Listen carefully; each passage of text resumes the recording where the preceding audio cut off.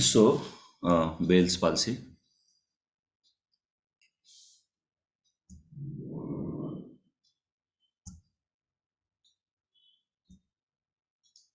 It is the most common type of idiopathic infranuclear facial nerve palsy.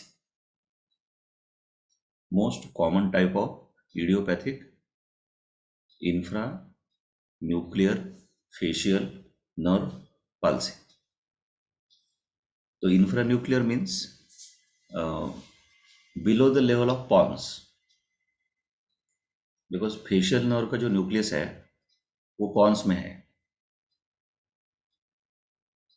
और फिर Pond's और cerebrum के बीच में कनेक्शंस हैं। तो फाइबर्स जब न्यूक्लियस से नीचे आते हैं तो सेम साइड में आते हैं, और न्यूक्लियस से ऊपर जाते हैं तो क्रॉस होता है, डेकसेशन होता है। एक मिनट ना, पेन से दिखाता हूँ मैं आपको।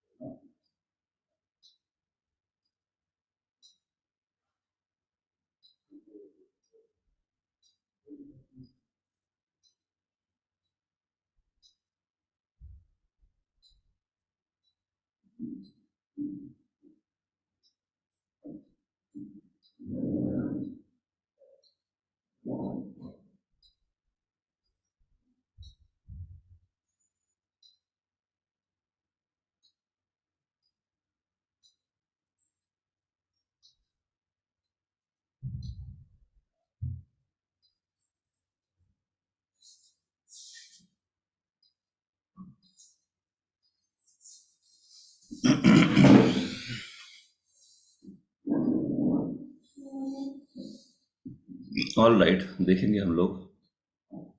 यहाँ पर डायग्राम हमें दिखाया है, और इसमें सेवंथ नर्व, फेशियल नर्व आपको दिख रही है। तो facial nerve is coming from the lower part of Pond's.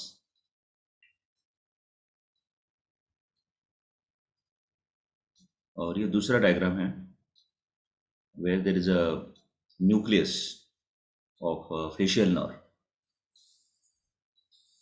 यहाँ पर अगर हम देखें, motor nucleus of facial nerve, और फेशियल नर्व के फाइबर्स भी दिख रहे हैं। तो पॉन्स की लेवल से अगर फेशियल नर्व के फाइबर्स आप देखेंगे तो सेम साइड पे जाते हैं। जैसे कि एक मिनट ना,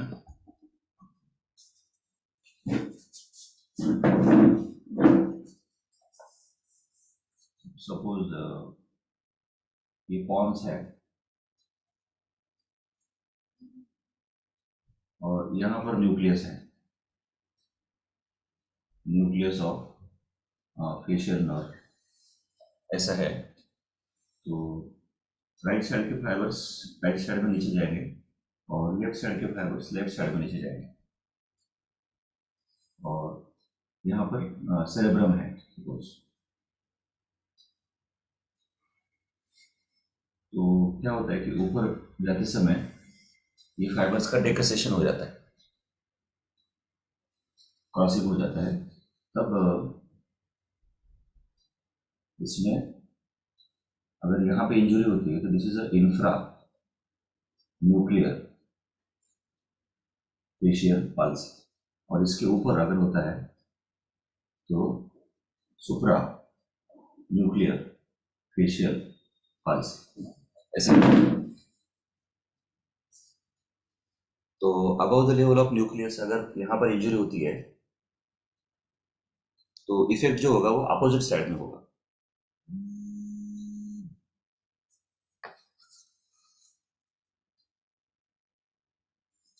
हाँ मॅडम, हा बोला.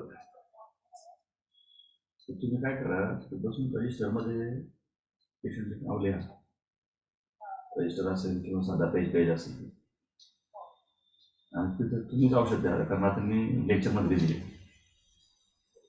हां, त्यांना सांगून द्या सर आले तर येतील म्हणून उशिरा, परंतु मला सांगितलं मला सरांनी.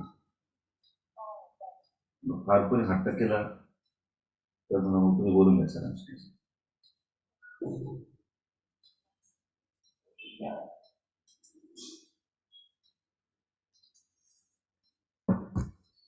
तो supranuclear and infranuclear.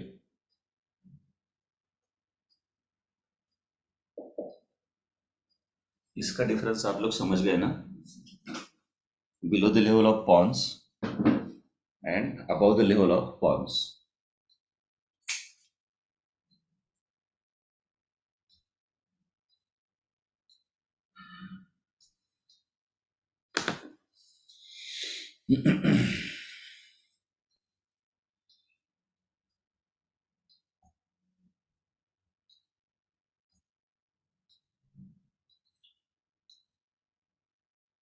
So Bell's palsy जो है वो that is an infranuclear palsy. Now step number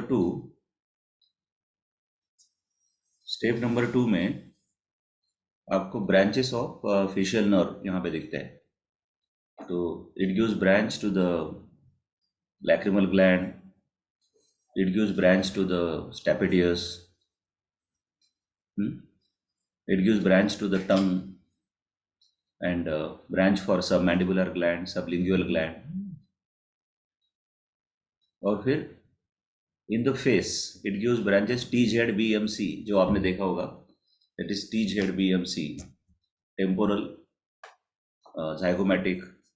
यहाँ पे ऐसे ब्रांचेस उसके आपने देखे हैं, temporal zygomatic, upper buccal, lower buccal, mandibular and cervical. तो पहले इन सबको इमेजिन कर लो कि कहाँ कहाँ पर इफेक्ट होगा, कैसे इफेक्ट होगा. जैसे हमेशा हम लोग करते हैं कि which part is affected and what is the structure, how is it. तो ये देख लिया आपने. दूसरा, फेशियल नर्व जब आती है तो it enters through the internal acoustic meatus. Skull से जब निकलती है तो it goes first through the internal ear, then middle ear, यहाँ पर प्रोमोनटरी है, and it comes out from the skull through the stylomastoid foramen. तो उसकी ब्रांच जो है वो ईयर में भी रहेगी. फिर एक डायग्राम आता है, facial nerve enters into the parotid gland and through the parotid gland its branches comes out, that is temporal branch, zygomatic branch, upper buccal, lower buccal, mandibular and cervical.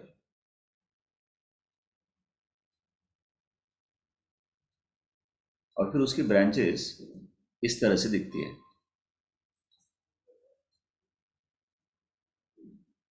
The facial nerve contains motor fibers to the muscles of the facial expression. तो यहाँ पे हमने उसको describe किया है. And the buccinator, stapedius, digastric and stylohyoid muscle.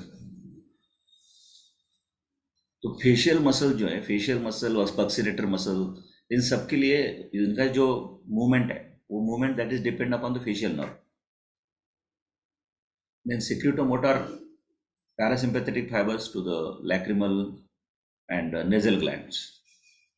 दूसरा function उसका क्या है, secretomotor और parasympathetic fibers to the lacrimal gland, यहाँ की lacrimal gland आपकी, then nasal glands and submandibular, sublingual glands. तो इनका जो सिक्रीशन है वो सिक्रीशन के लिए भी वो सप्लाई करती है. Then taste fibres for anterior two-third of the tongue. अब देखते हैं etiology. Although no age is exempt, the peak incidence is in the third and fourth decade, and both sexes are equally affected. Pregnant women in the third trimester may be affected. Vasospasm of the blood vessels of the facial nerve near the stylomastoid foramen is the likely cause, and it may follow exposure to the chills or emotional upset. तो क्या होता है कि यहाँ पर आपकी mastoid process है पीछे, और मैस्टॉइड प्रोसेस के पास स्टाइलॉइड प्रोसेस है, और वहां से नर्व बाहर आता है. तो it is very narrow place, और वहां पर अगर वाजोस्पाज्म हो जाता है सपोज, तो नर्व को ना ब्लड सप्लाई नहीं मिलता है due to the compression. There is a vasospasm and decrease blood supply, so that it causes paralysis. दूसरा cause है virus. That virus may be responsible for it, viral infection. Harpic zoster जैसे virus होते हैं. Allergy may be possible, and idiopathic most often the cause cannot be detected. Pathology इसमें क्या होता है?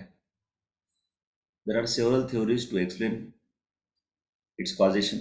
According to the most widely accepted theory, there is a primary ischemia due to vasospasm, decreased blood supply,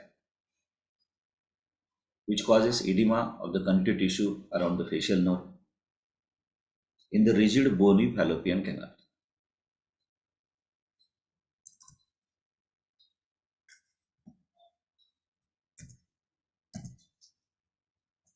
यहाँ से जहाँ से वो school से बाहर आती है ना, वहाँ पे, तो वहाँ पे इडिमा और स्वेलिंग की वजह से कॉम्प्रेस हो जाती है nerve, and this compress the nerve and the blood vessels in the bony canal, leading to the secondary ischemia. The clinical features: onset paralysis begins suddenly. In many cases, the paralysis occurs at night during sleep. Pain: there may be pain behind the ear before and after the onset of the paralysis. The palsy forehead cannot be wrinkled. वो उतने side का, एक half side का जो forehead होता है, क्योंकि वो सारी ब्रांचेस आपने यहाँ पे देखी है अभी, टेम्पोरल, जाइगोमेटिक, अपर बक्कल, लोअर बक्कल वगैरह. तो forehead can not be wrinkled on the affected side. Eye on the affected side cannot be closed, and there may be epiphora due to impaired drainage. Epiphora मतलब lower eyelid से यहाँ से lacrimation होते रहेगा, drop by drop directly. That is called as epiphora. impaired drainage of tears because of weakness of the lower eyelid, which sags down along with the lacrimal punctum. Then angle of the mouth deviates toward the normal side. मतलब इधर से paralysis हुआ है तो फिर इधर ऐसे डिवीट हो जाएगा, ऐसे ऐसे हो जाएगा. The angle of mouth deviates towards normal side with dribbling of saliva from the angle of the mouth. Buccinator muscle palsy allows the food to collect the cheek. जिस साइड से पैरालिसिस हुआ है उधर वो फूड जमा होते रहेगा बक्सिनेटर की पैरालिसिस की वजह से. Taste may be lost on the affected side due to the involvement of the chorda tympani nerve. हमने देखा था ना कि टेस्ट फाइबर भी सप्लाई करती हो anterior two third of tongue में. Then lacrimation and saliva that may be reduced. हमने ये भी देखा था कि उसका सिक्रेटोमोटर एक्शन है सलाइवरी ग्लैंड के ऊपर और लैक्रिमल ग्लैंड के ऊपर. तो लैक्रिमेशन एंड सलाइवेशन में भी reduced. Then hyperacusis may be present because of stapedius muscle palsy. हाइपरएक्यूसिस में वो बड़ी आवाज आती है ज़्यादा, स्टेपेडियस मसल के पालसी की वजह से. And ear and central nervous system are normal. The last four symptoms helps to decide the site of the lesion of the facial nerve. Prognosis: without any treatment, approximately 75% of the cases recover within the 2 to 3 weeks, and 10% of the cases recover slowly. Whereas in 15% of cases, there is a poor or no recovery. All cases of partial paralysis almost always recover. तो एक तो अच्छी बात है इसमें कि 75% cases जो है वो 2 से 3 हफ्तों में अपने आप रिकवर हो जाते हैं. 10% ऑफ केसेस जो होते हैं वो स्लो रिकवर होते हैं, लेकिन होते हैं. सिर्फ 15% ऐसा होता है कि जिसमें पुअर रिकवरी है या नो रिकवरी है. But all the cases of partial paralysis almost always recover. Differential diagnosis में Bell's palsy should be differentiated from other types of facial nerve palsies. Beside the individual features of the causative disease, the following features may be present. Supranuclear palsy, it affects the contralateral side. जैसे मैंने ऊपर आपको समझाया कि nucleus के ऊपर अगर है तो opposite side of face will be affected.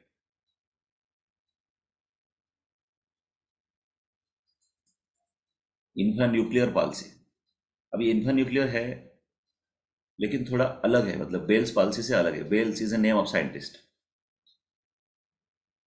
इंफ्रान्यूक्लियर में intracranial, other cranial nerve, cerebellum and brainstem may also be affected, and there may be increased intracranial tension.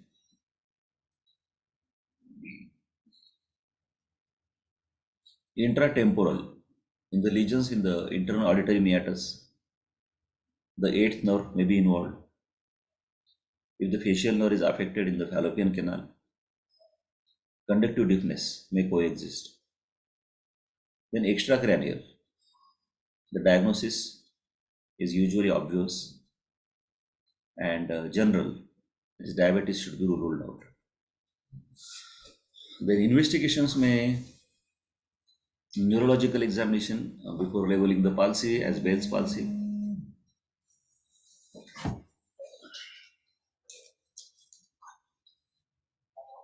Hello, हाँ बोलिए. हाँ बोलिए sir.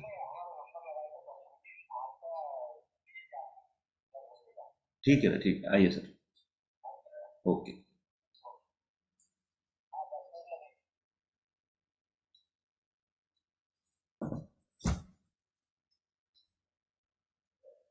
Neurological examination before labeling the palsy as Bell's palsy. One should perform a complete neurological examination. क्योंकि paralysis ये पूरा nerve से related है, facial nerve से रिलेटेड है, उसके connections in the pons, nucleus, तो न्यूरोलॉजिकल एग्जामिनेशन ही करना पड़ेगा आपको. Then radiography of the mastoid may detect that cholesteatoma or any other space occupying lesions. Then blood sugar should be examined to detect diabetes. VDRL test helps to exclude the syphilis. Then electrodiagnostic tests are performed mainly to identify the degree of degeneration of the nerve, namely neuropraxia or neuromesis or axonotmesis. And this test include testing reaction of degeneration, nerve excitability test, electromyography and electroneurography.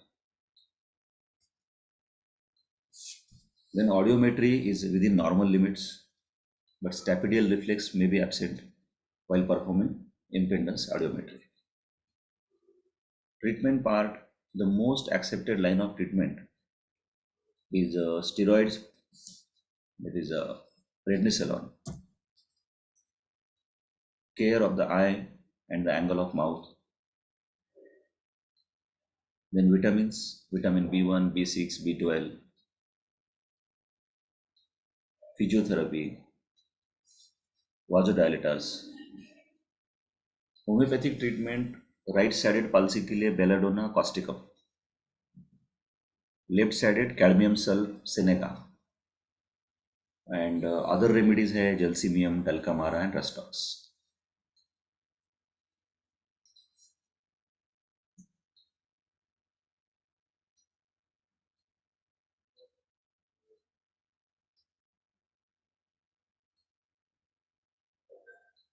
यहाँ तक ही है. तो एक बार फिर से देख लेते हैं.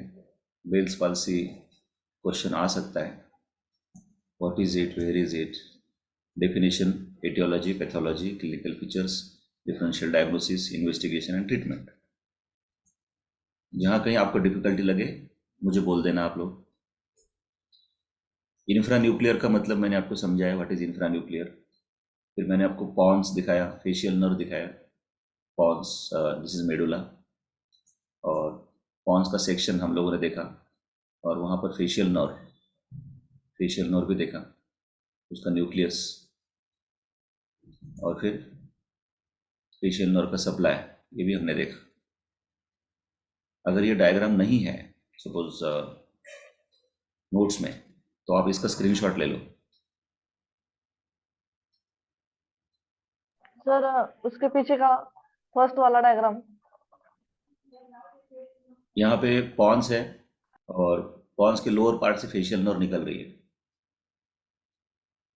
सर थर्ड नंबर वाला डायग्राम दिखाओ ना, वो नहीं है फर्स्ट ईयर के नोट्स में. ओके, ये देखो एक बार, ये समझ गया आपको.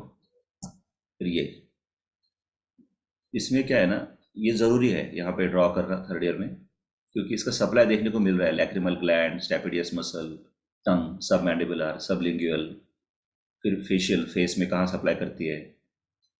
तो अच्छा एक्सप्लेनेशन मिलता है इसमें.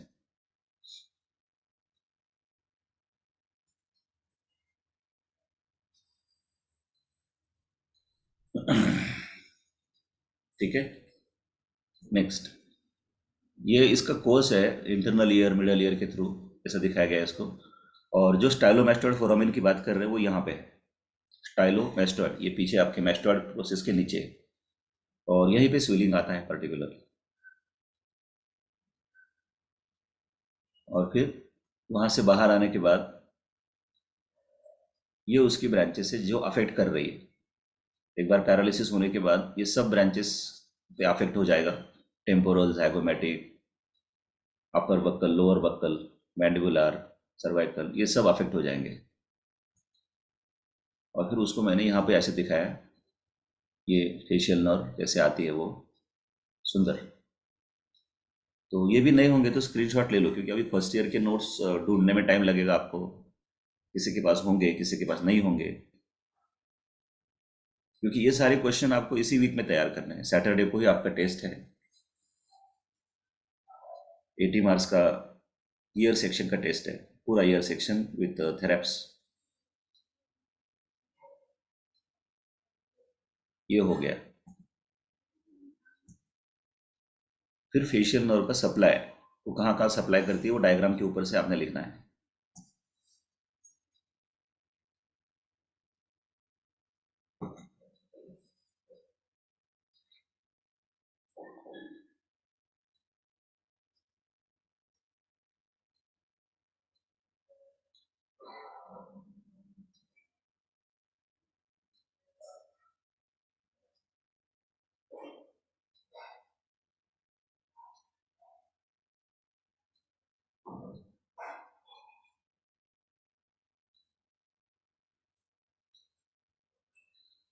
फिर एटियोलॉजी में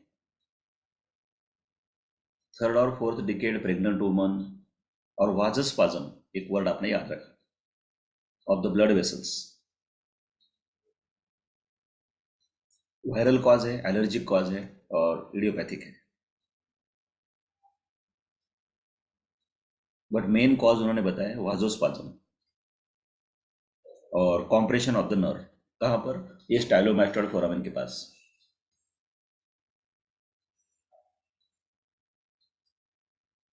फिर क्लिनिकल फीचर्स, ऑनसेट है, पेन है, फोरहेड, आईज, मतलब आई वन साइड, पूरा वन साइड इफेक्ट रहेगा इसका।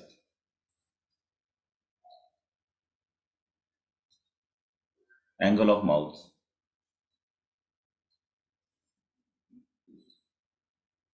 बक्सीनेटर मसल, ये अंदर चीक की जो मेन मसल है ना, वो बक्सीनेटर मसल होती है, तो उधर सब फूड जमा हो जाता है।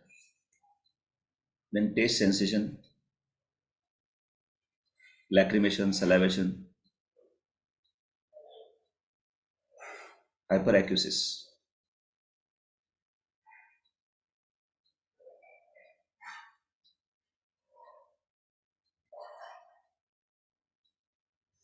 प्रोग्नोसिस इसका नॉर्मल है, फेवरेबल है, रिकवर है।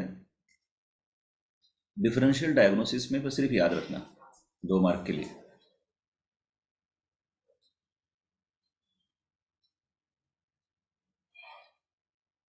डिफरेंशियल डायग्नोसिस में क्या है ना, एक तो सबका लोकेशन और कॉजेशन अलग अलग है।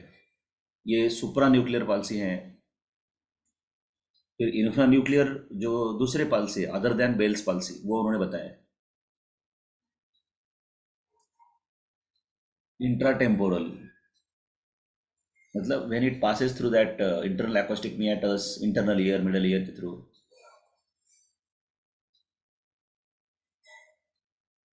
एक्स्ट्रा क्रैनियल, जनरल, फिर investigation, neurological, radiography, blood sugar, VDRL, electrodiagnostic test, audiometry. Treatment में steroids, vitamin, physiotherapy, वाजोडाइलेटर्स।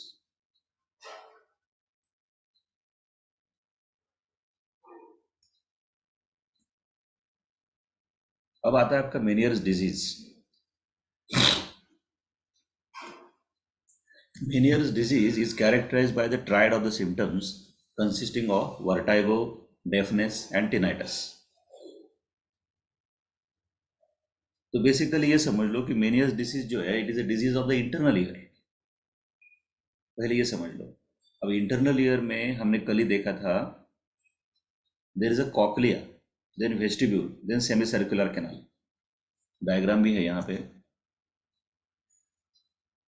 Cochlea, vestibule, semicircular canal, and cochlea is related with the hearing. तो अगर ये पार्ट अफेक्ट होता है तो देयर इज अ डेफनेस। और vestibule and semicircular canal, they are related with the static balance and kinetic balance. तो अगर वो अफेक्ट होते हैं तो वर्टाइगो इज द सिम्टम। तो पहले ये याद रखना, which occurs at irregular and unpredictable intervals. Vertigo, deafness और टिनाइटस। और ये भी कैसा है, इरेगुलर अनप्रेडिक्टेबल इंटरवल्स है। मतलब अभी अक्टूबर मंथ चल रहा है, नवंबर चल रहा है, तो किसी को हो सकता है जून में हुआ था, फिर जुलाई, अगस्त, सितंबर, अक्टूबर में नहीं हुआ, अभी नवंबर में हुआ,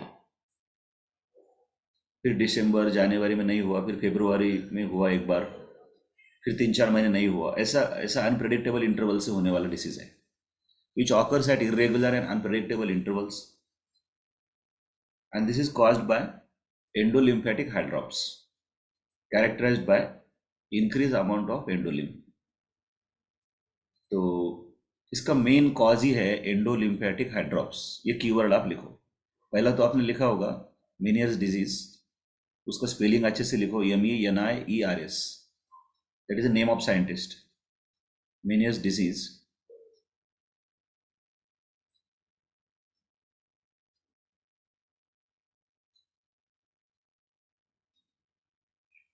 फिर लिखो vertigo, deafness and tinnitus, vertigo, deafness and tinnitus.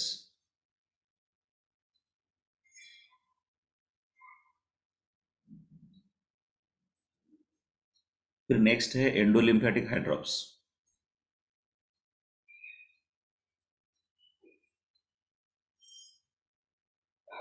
Endolymphatic हाइड्रॉप्स,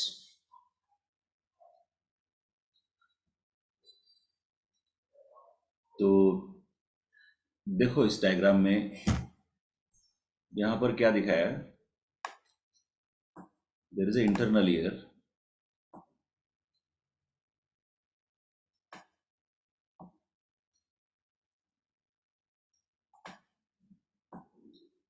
internal ear में ना आउटर बोनी बोनी पार्ट दिख रहा है आपको यहाँ पे, अभी अगर आप ध्यान से देख रहे हो तो बोनी पार्ट है ये, cochlea, vestibule, semicircular canal, ये मैंने फर्स्ट ईयर में पढ़ाया था आपको। और एग्जाम्पल दिया था शंख, जो होता है शंख, समझते हो, शंख के जैसा बाहर से बोनी कैनाल होता है, बोनी पार्ट होता है, कवरिंग। और फिर शंख के अंदर जो गोगल गाय होती है वो एक्चुअली लिविंग एनिमल होता है। वैसे ही इसके अंदर डक्ट ऑफ कॉक्लिया रहेगा यहाँ पर, और इसके अंदर सैक्यूल्स ऑफ यूट्रिकल रहेंगे, और इसके अंदर सेमी सर्कुलर डक्ट रहेंगे। They are the three parts of membranous labyrinth. ये पहले समझ लो, ये जो देख रहे हो ये सिर्फ बोनी लैबिरिंथ है। अब हम देखेंगे मेम्ब्रेनस लैबिरिंथ कैसा दिखता है। ये देखो, बोनी लैबिरिंथ को निकाल दिया, इसका भी स्क्रीनशॉट आप ले सकते हो। ये बोनी लैबिरिंथ निकालने के बाद there is a duct of cochlea, organ of hearing, और यहाँ saccules and utricle, sensory organ for static balance, और यहाँ पर sensory organ ampulla crista ampullaris for kinetic balance. थोड़ा सा कॉन्सेंट्रेट करो। अब ये अंदर जो ब्लू कलर का दिख रहा है आपको, दैट इज एंडोलिम्फ। हेलो, हाँ बोलिए। हाँ,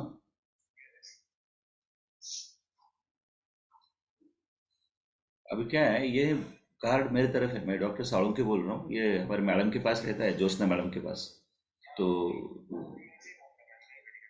हो, उनके बेटे का नाम धीरज है। तो क्या है कि अभी 2-3 दिन तक वो छुट्टी पे है, तो फिर ये हॉस्पिटल का कार्ड है ना, ये हॉस्पिटल का कार्ड है, तो ये ओके। ठीक है, ठीक है। क्या नाम है आपका? नाम क्या है आपका? ठीक है, ठीक है।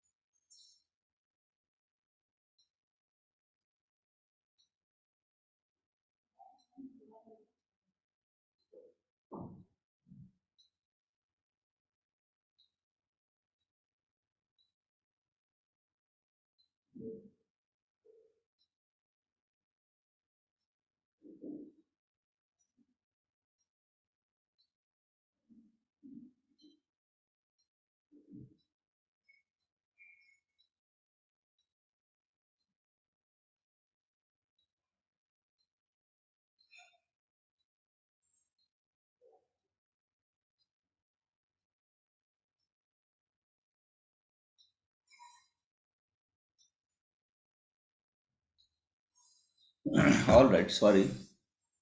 तो अगर आप देख रहे हो तो इसके अंदर ये ब्लू कलर का जो है that is endolymph. Endo means inside. तो मेनियर डिसीज में क्या होता है कि इसका जो ड्रेनेज है, जो ड्रेनेज होना चाहिए वो ठीक से नहीं होता, और इसका अमाउंट बढ़ जाता है। और इसकी वजह से अंदर ही अंदर प्रेशर, जो सेंसरी सेल्स है, यहाँ पे सब सेंसरी सेल्स पे प्रेशर आएगा, ये सेंसरी सेल्स पे प्रेशर आएगा, यहाँ पे आएगा, यहाँ पे आएगा। तो तीनों भी सिम्टम्स आपको मिले। The story is this. इसके लिए इसको इसने बोला है एंडोलिम्फेटिक हाइड्रॉप्स, ऐसा वर्ड बोला है। मैं इसको इसके लिए कंपेयर करूंगा सेरेब्रोस्पाइनल फ्लूइड के साथ। जब सेरेब्रोस्पाइनल फ्लूइड बढ़ जाता है ना, तो वहां पर वो बोलते हैं हाइड्रोसिफेलस, आपको पता है। और सीएसएफ बढ़ने की वजह से फिर कैसे प्रेशर क्रिएट होगा और न्यूरोलॉजिकल सिम्टम्स आएंगे वो भी आपको पता है। तो थोड़ी देर के लिए समझ लो कि एंडोलिम्फ जो है उसके जैसा ही है। ये अंदर एक कैविटी है, और इसका फॉर्म होना और इसका ड्रेनेज होना, ये बहुत इंपॉर्टेंट पार्ट है, ये समझ लो। तो endolymph means inside, inside the membranous labyrinth. इसके बाहर एक फ्लूइड होता है, और वो होता है perilymph. And perilymph is present between the membranous labyrinth and bony labyrinth.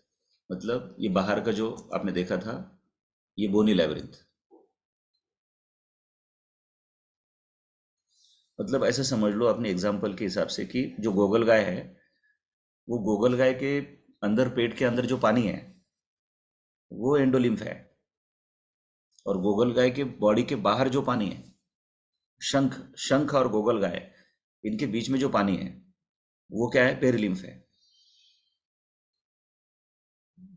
समझ गया क्या? एंडोलिम्फ और पेरिलिम्फ। Yes, sir. हाँ। तो ये डायग्राम इसीलिए मैंने ज़्यादा समय तक रखी, क्योंकि सब पूरा खेल इसके ऊपर है। और फिर आपको निकालने की जो डायग्राम है फर्स्ट ईयर की, वो ये है। बाहर से जो दिखता है बोनी लॅबिरिंथ ऐसा दिखता है। हा जो बोनी लॅबिरिंथ असतो हा पोकळ आहे शंखासारखा, हा जो दिसतोय। आणि ह्याच्या आतमध्ये जे आहे मेम्ब्रेनस लॅबिरिंथ ते असं आहे। ही डायग्राम फर्स्ट ईयरची तुम्हाला आठवत असेल। अब इस सब को कंसिडर करके फिर टॉपिक रीड करते हैं कि ये क्या है। इसका एज 30 ईयर्स है। 30 ईयर्स की एज में होने वाला disease, slightly more common in male. और इसका कॉजिटिव फैक्टर है vasospasm, that is decrease blood supply to the labyrinth. मतलब मेम्ब्रेनस लैबिरिंथ जो अंदर वाला है, decrease blood supply to the labyrinth due to the vasospasm. Hydrops, hydrops क्या है? Tension of endolymph in the labyrinth. जो sir ने अभी बताया कि लैबिरिंथ के अंदर जो एंडोलिम्फ है उसकी वजह से टेंशन बढ़ता है, due to reduce absorption of endolymph caused by reduce blood supply. मतलब साफ साफ जो मेम्ब्रेनस लैबिरिंथ है उसका ब्लड सप्लाई डिक्रीज हो रहा है, उसकी वजह से इसका ड्रेनेज ठीक से नहीं हो रहा है, और फिर वो एंडोलिम्फेटिक फ्लूइड वहां पे जमा हो जाता है। Emotional factor may cause giddiness. कभी कभी क्या होता है कि sudden emotion, sudden shock, sudden bad news की वजह से वाजो कंस्ट्रिक्शन हो जाता है, वाजो स्पाजम हो जाता है, due to the sympathetic activity. Sympathetic nerve supply जो है ना वो वाजो कंस्ट्रिक्शन के लिए है, और पैरासिम्पैथेटिक नर्व सप्लाई जो है ना वो वाजो डायलिटेशन के लिए है। तो सडन किसी चीज का आपने टेंशन ले लिया ना, तो आपका वाजो कंस्ट्रिक्शन हो जाता है। आपने सुना होगा इसी वजह से कुछ लोगों को हार्ट अटैक भी आता है।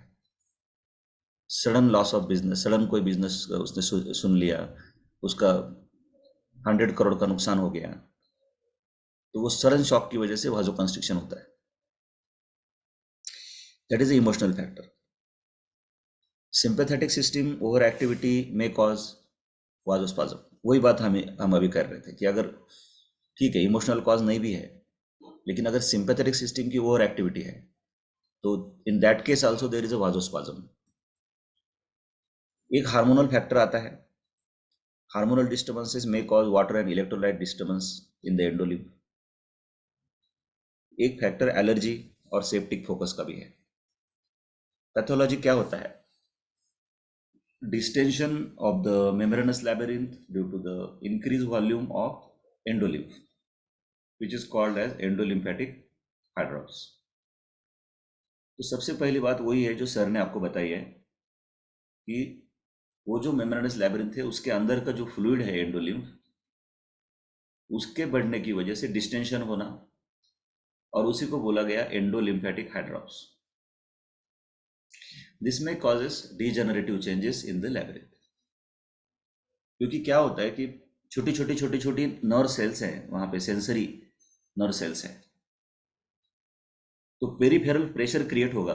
मान लीजिए आप की ये जो आहे ना, एक तरह से ही जी दिसते तुम्हाला एका एका प्रकारे अशी गुंडाळून ठेवलेली ट्यूब आहे, ट्यूब पोकळ, अशी पोकळ ट्यूब आहे, आणि हे कंटिन्युअस आहे, कंटिन्युअस कॅव्हिटी आहे ही, अशी कंटिन्युअस आहे पूर्ण.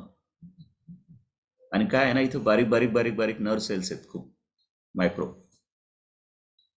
जर का आतमध्ये फ्लुइड वाढलं त्याचं प्रेशर येईल ना त्या नर्व सेल्सवरती, आणि त्या खूप नाजूक आहेत, खूप डेलिकेट आहेत. ते प्रेशर आल्यामुळं त्याचे डिजनरेटिव्ह चेंजेस होतील. ते जे सेन्सरी ऑर्गन आहे, म्हणजे इथं सेन्सरी ऑर्गन आहे, सेन्सरी ऑर्गन ऑफ कॉर्टी आहे, इथे सॅक्युल आहे, इथे युट्रायकल आहे, इथं क्रिस्टा एम्पोलरिस आहे, हे सगळे सेन्सरी ऑर्गन आहेत. त्यांच्यावरती प्रेशर येईल, त्याचं डिजनरेशन होईल. हा, मग एक प्रश्न तुमच्या मनात आला असेल की सर हे असं कसं, हे जे आहे हे अनप्रेडिक्टेबल इंटरव्हलनं कसं होतं, म्हणजे 2-3 महिन्यापूर्वी झालं, मध्ये नाही झालं, मग आता झालं, असं कसं होतं? तर त्याचं कारण असं आहे की ते जे व्हाझोस्पाझम आहे ते अचानक कधीतरी होतं, परत ब्लड सप्लाय नॉर्मल झाला की मग ते ड्रेनेज पण नॉर्मल होऊन जातं.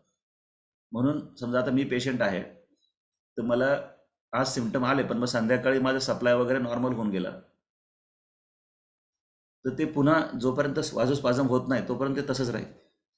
हे त्याचं रिझन आहे, त्याचं कॉज आहे. This may causes degenerative changes in the लॅबिरिंथ.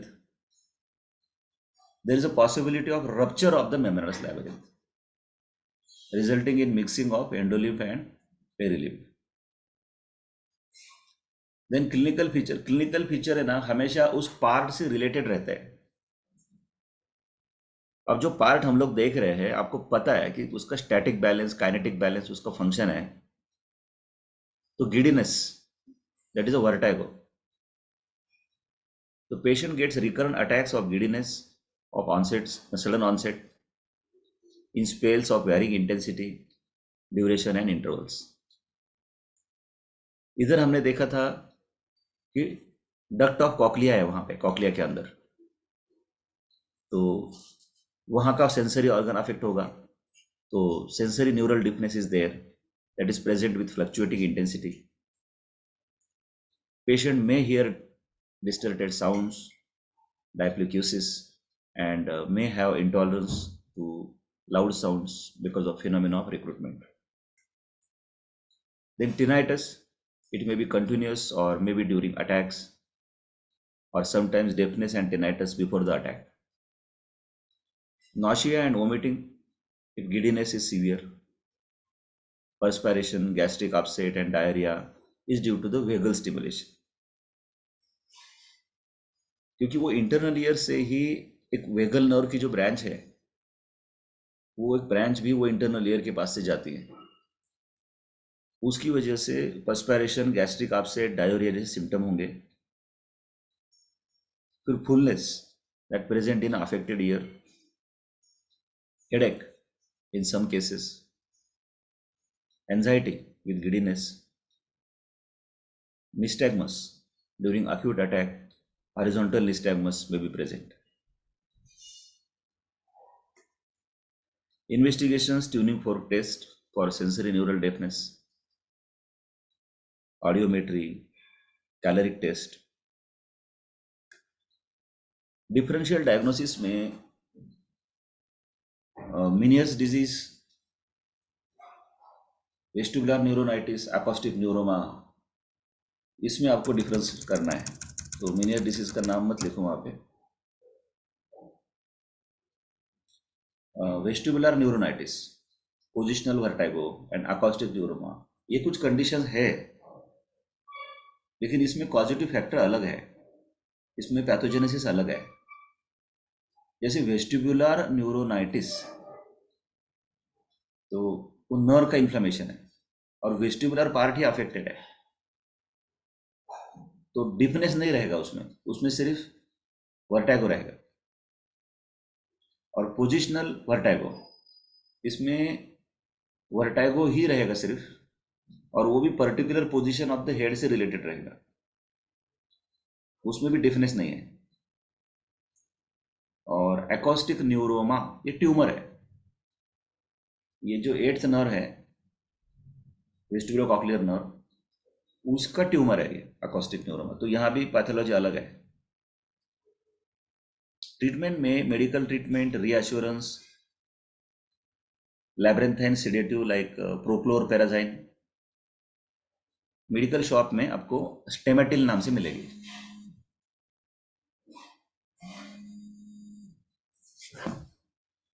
Hello. हाँ सर, नमस्ते, बोला बोला बोला.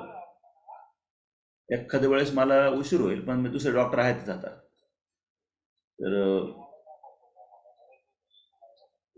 नाही, काही नाही, तुम्ही आले की मी डायरेक्ट बोलून घेईल ना, व्हिडिओ बोलून घेईल, तिथं काही प्रॉब्लेम नाही.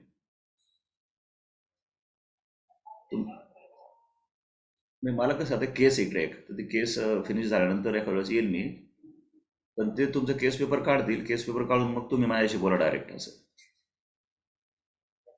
हम्म, हम्म.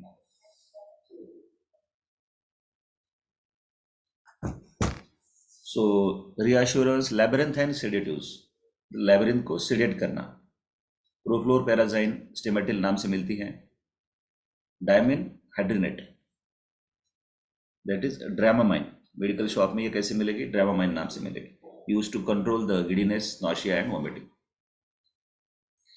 Then vasodilators like nicotinic acid, histamine drip, vitamins like B1, B6, B12,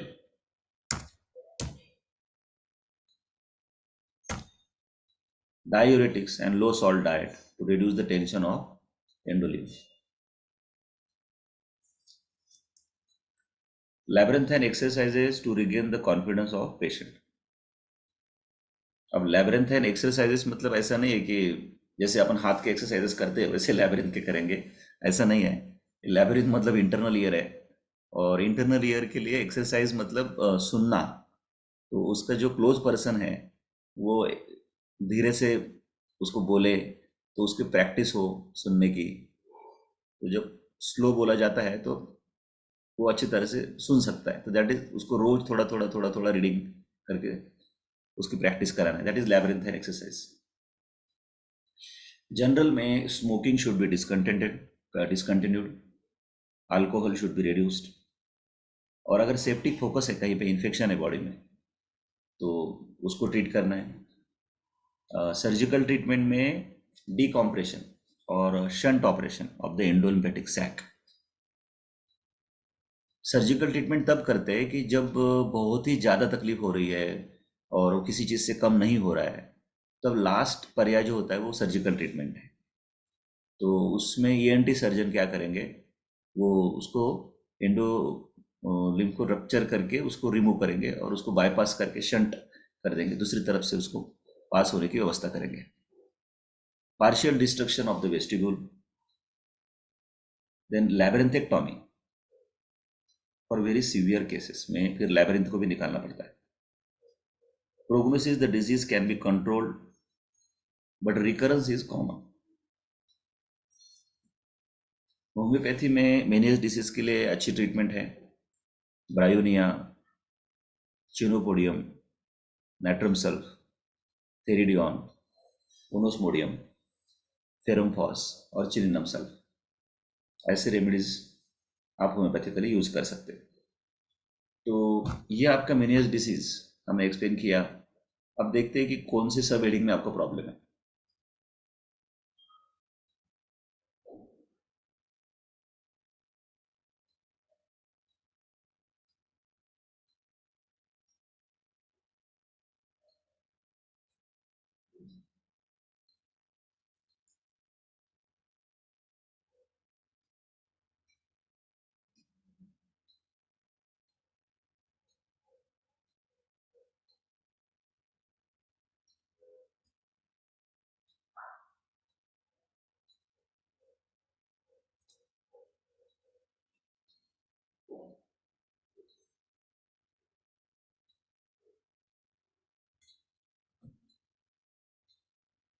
जहाँ भी प्रॉब्लम हो वहाँ मुझे बोल देना।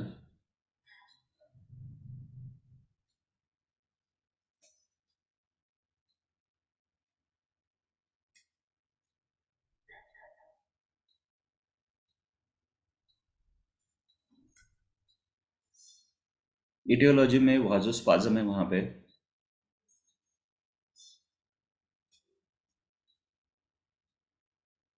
हाइड्रॉप्स।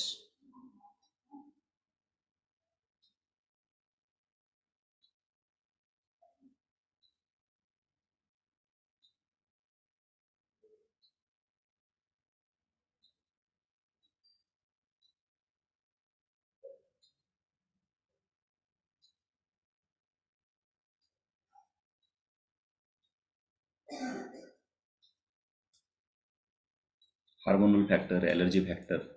पैथोलॉजी में आपने क्या देखा? एंडोलिम्फेटिक हाइड्रॉप्स वहाँ पे फॉर्म होते हैं। Degenerative changes, rupture of the membranous labyrinth. Clinical features में गिडीनेस, डेफनेस,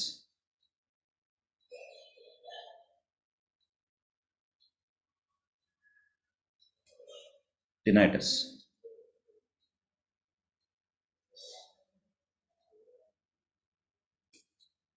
nausea, vomiting,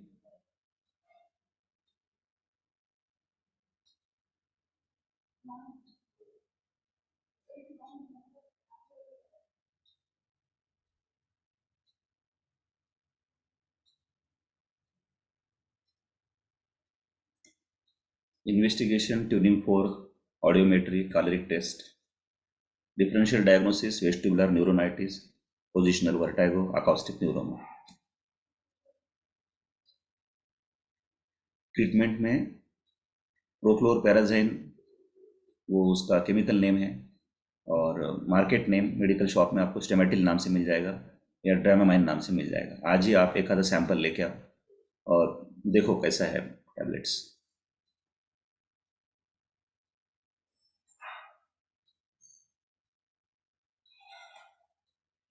फिर labyrinthine exercises, general treatment, surgical treatment, prognosis.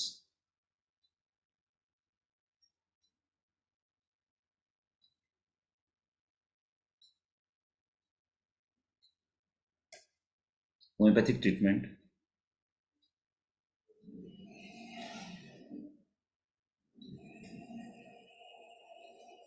फिर आता है आपका vestibular neuronitis. The dominating symptom of vestibular neuronitis is giddiness और vertigo. तो सबसे पहला चेंज यहाँ पे यह है कि यहाँ पे डेफनेस नहीं है, नाम ही उसका वेस्टिबुलर है, तो vestibular part is affected. Nausea and vomiting that may be present with the severe giddiness. Cochlear symptoms like deafness and tinnitus, they are absent. It usually occurs between the ages of 30 and 50 years. Both sexes are equally affected. The exact etiology is not known, but viral infection of the vestibular nerve may be the cause. Clearly नाम में ही लिखा है vestibular neuronitis. Neuronitis मैंने बोला था आपको कि vestibular cochlear nerve के दो पार्ट्स हैं, vestibular part and cochlear part. तो वो जो वेस्टिबुलर पार्ट है ना, उसका इन्फ्लेमेशन हो रहा है। पैथोलॉजी में since this disease is self limiting, its histopathology has not been established. Clinical features are similar to the Meniere's disease, but यहाँ पर deafness and tinnitus is absent. Giddiness strikes like a bolt from the blue. इसमें जो चक्कर आएंगे वो एकदम sudden और acute है, बेलाडोना के जैसे, and then disappears in a few days and usually does not reoccur। Meniere disease में रिकरेंस होता है, यहाँ पर रिकरेंस नहीं होता है, and it usually follows the upper respiratory infection। Sometimes it may reoccur on a few occasions, but each succeeding attack is weaker than the previous one. It is a self-limiting disease. Investigation, hearing test are within normal limits. Caloric test and electronystagmography that shows unilateral or bilateral weakness with or without directorial preponderance. Hello? Hello? It is the same. Treatment is same like Meniere's disease. मतलब लैबेरेंथाइन sedatives जो हमने दिए थे, ड्रामामाइन, स्टेमाटिल, वो उसमें आएगा. Then rest and reassurance helps the patient. Antivertigo drugs are advised. तो ये है वेस्टिबुलर न्यूरोनाइटिस. इसके जैसा दूसरा होता है बिनाइन पोजिशनल वर्टाइगो.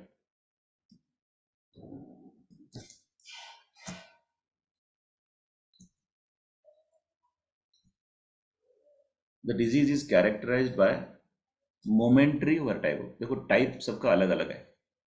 एक मोमेंट के लिए अचानक से चक्कर आए, which occurs only in certain position of the head. तो ये फर्क है यहाँ पे. While changing the position. ये सिम्टम आपको कोनियम में बहुत अच्छा मिलता है. कोनियम मैक जो होम्योपैथिक रेमेडी है, तो while line down movement of head से ही उसको वर्टाइगो होता है. Etiology, it usually occurs between the 30 to 50 years in both sexes.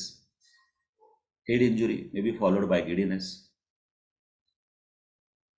Labyrinthitis may precede some cases. Idiopathic, majority of the cases are idiopathic.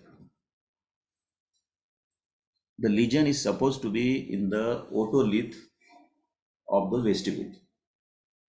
इसमें भी एक चीज याद रखो आप कि हियरिंग पार्ट अफेक्ट नहीं हुआ है, डिफनेस नहीं है, सिर्फ वेस्टिब्यूल पार्ट अफेक्ट हुआ है. इसके लिए वर्टाइगो आएगा. और वेस्टिब्यूल में जो सेंसरी ऑर्गन है, जिसकी वजह से आपका स्टैटिक बैलेंस रहता है, उस सेंसरी ऑर्गन को ओटोलिथिक ऑर्गन बोला जाता है, ओटोलिथिक सेल्स बोला जाता है. The lesion is supposed to be in the otolith of the vestibule. There may be changes in the maculae of the utricle or the saccule. वही सैक्यूल और utricle जो फंक्शनल पार्ट हमने बोला था, which is related with the static balance, तो वहां पे lesion होगा. द ओटोलिथिक मेम्ब्रेन में बी डैमेज्ड और absent. Clinical feature they are similar like Meniere disease, but deafness is not there, tinnitus is not there. Vertigo है सिर्फ giddiness. Giddiness and vertigo is the same word. That is momentarily only in the certain position of the head. The disease tends to persist for a long period. Neurological features are absent. Investigation में hearing tests are within normal limits. Caloric test and electronystagmography shows the same findings as in vestibular neuronitis or maybe normal. Positional nystagmus can be elicited. Nystagmus म्हणजे काय आहे? Nystagmus म्हणजे oscillatory movement of the eyeball, असं. That is निस्टॅग्मस.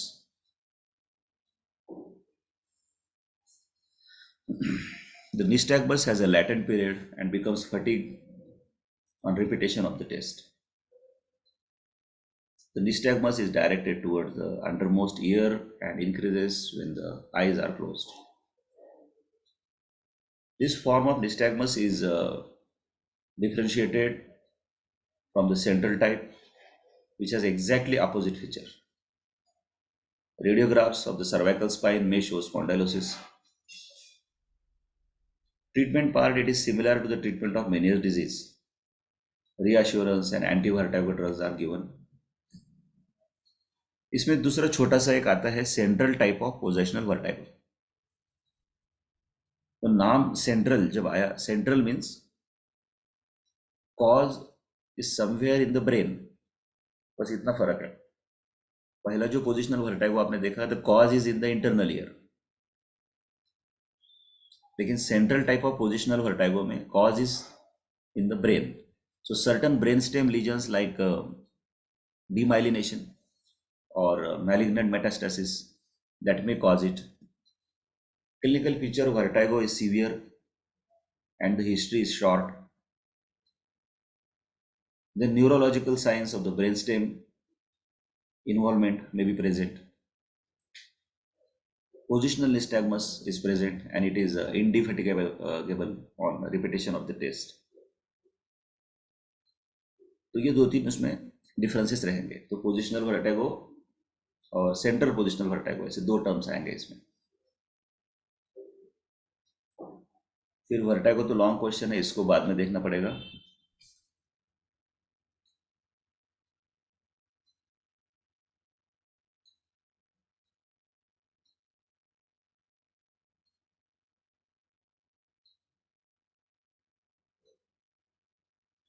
ठीक है, कल Friday है तो कल सब ये हम फिनिश करेंगे। कल जो है ईयर सेक्शन का लास्ट लेक्चर रहेगा। कल फ्राइडे भी आ रहा है, तो सैटरडे को आपका टेस्ट आ रहा है ना। तो सर इतना आप अच्छे से आज पढ़ सकते हो, इसको फोकस कर सकते हो। और रिमेनिंग टॉपिक्स में कल आपके ले लूँगा। हाँ। सर हाँ।